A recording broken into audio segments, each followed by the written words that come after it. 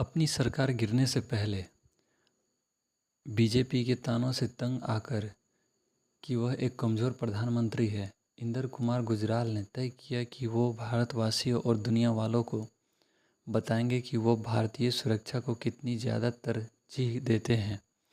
उन्होंने missile man के नाम से मशहूर एपीजे अब्दुल कलाम को भारत रत्न से सम्मानित करने का फैसला लिया।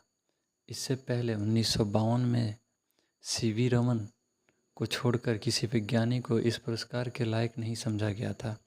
1 मार्च 1998 को राष्ट्रपति भवन में भारत रत्न के पुरस्कार वितरण समारोह में कलाम नर्वस थे और अपनी नीली धारी की टाई को बार बार छूकर देख रहे थे। कलाम को इस तरह के औपचारिक मौक़ों से चिढ़ थी जहां उन्हें उस तरह के कपड़े पहनने पड़ते थे जिसमें वो अपने आप को कभी सहज नहीं पाते थे। सूट पहनना उन्हें कभी रास नहीं आया। यहाँ तक कि वो चमड़े के जूतों की जगह हमेशा स्पोर्ट शू पहनना ही पसंद करते थे। भारत रत्न का सम्मान ग्रहण करने के बाद उन्हें सबसे पहले बधाई देने वालों में से एक थे अटल बिहारी वाजपेयी। वाजपेयी की कलाम से पहली मुलाकात अगस्त 1980 में हुई थी, जब तत्कालीन प्रधानमंत्री इंदिरा गांधी ने उन्हें और प्रोफेसर सतीश धवन को SLV-3 के सफलतापूर्ण प्रशिक्षण के बाद प्रमुख संसाधनों से मिलने के लिए बुलवाया था। कलाम को जब इस आमंत्रण की भनक मिली तो वो घबरा गए और धवन से बोले, सर मेरे पास ना तो सूट है और ना ही जूते, मेरे पास ले दी के मेरी चूर्ण चुर्प है, यानी चप्पल के लिए तमिल शब्द। तब सतीश धवन ने मुस्कुराते हुए उनसे कहा था, कलाम तुम पहले से ही सफलता का सूट पहन चुके हो, इसलिए हर हालत में वहाँ पहुँचो। दूसरी कहानी, वाजपेयी ने दिया था कलाम को मंत्री बनने का न्योता। मशहूर पत्रकार राज चेंगप्पा अपनी किताब वेपन्स ऑफ पीस में लिखते हैं, उस बैठक में जब इंदिरा गांधी ने कलाम का अटल बिहारी वाजपेयी से परिचय कराया तो उन्होंने कलाम से हाथ मिलाने की बजाय उन्हें गले लगा लिया। ये देखते ही इंदिरा गांधी शरारती ढंग से मुस्कुराई और उन्होंने वाजपेयी की चुटकी लेते हुए कहा, अटल जी लेकिन कलाम मुसलमान हैं। तब वाजपेयी ने जवाब दिया, जी हाँ, लेकिन वो भारतीय पहले हैं और एक महान वैज्ञानिक है।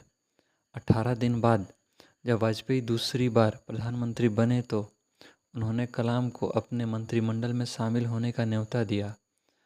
अगर कलाम इसके लिए राजी हो जाते तो वाजपेयी को न सिर्फ एक काबिल मंत्री मिलता, बल्कि पूरे भारत के मुसलमानों को ये संदेश जाता कि उनकी बीजेपी की सरकार में अनदेखी नहीं की जाएगी।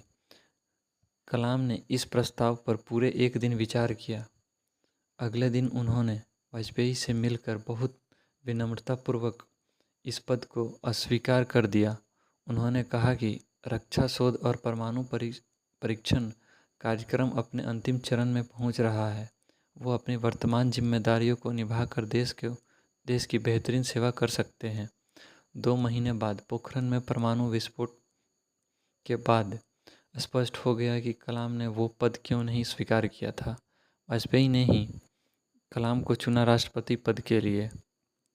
10 जून 2002 को एपीजे अब्दुल कलाम को अन्ना विश्वविद्यालय के कुलपति डॉक्टर कलानिधि का संदेश मिला कि प्रधानमंत्री कार्यालय उनसे संपर्क स्थापित करने की कोशिश कर रहा है, इसलिए आप तुरंत कुलपति के दफ्तर चले जाइए ताकि प्रधानमंत्री से आपकी बात हो सके।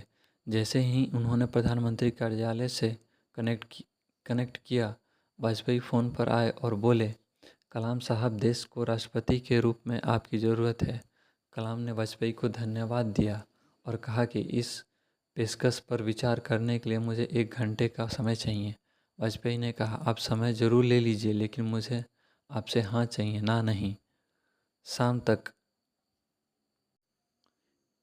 एनडीए के संयोजक जॉर्ज फर्नांडिस, संसदीय कार्य मंत्री प्रमोद महाजन, आंध्र प्रदेश के मुख्यमंत्री चंद्रबाबू नायडू और उत्तर प्रदेश के मुख्यमंत्री मायावती ने संयुक्त संवाददाता सम्मेलन की आयोजित कर कलाम की उम्मीदवार